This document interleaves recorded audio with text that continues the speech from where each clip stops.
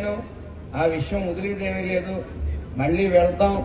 అలాగే వాళ్ళు కర్మకాలి కానీ బీఆర్ఎస్ అని పార్టీ పెట్టి వచ్చారంటే ఈ ఆంధ్ర రాష్ట్రం కాలు కూడా వాళ్ళు పెట్టినామని మరి ఖచ్చితంగా నేను తెలియజేసుకుంటా ఉన్నాను.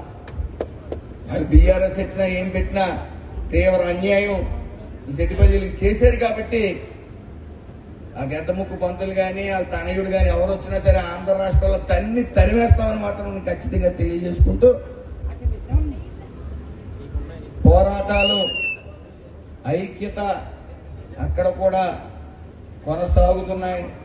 వాళ్ళు ఎవరు హైదరాబాద్లో ఎవరు కూడా సైలెంట్గా లేరు. వాళ్ళ పోరాటాలు వాళ్ళు చేస్తున్నారు, వాళ్ళ సాయాలు వాళ్ళు చేస్తున్నారు.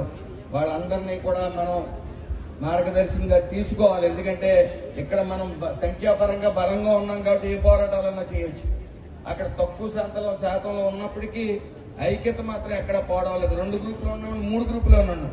సమయం కష్టం వచ్చేటప్పటికి అందరూ కలుస్తున్నారు. అది మెచ్చుకోదగ్గ విషయం అని తెలియజేసుకుంటూ మరి ఎప్పుడు కూడా నా సహాయ సహకారాలు పూర్తిగా ఉంటాయని తెలియజేసుకుంటూ అందరికీ నమస్కారం.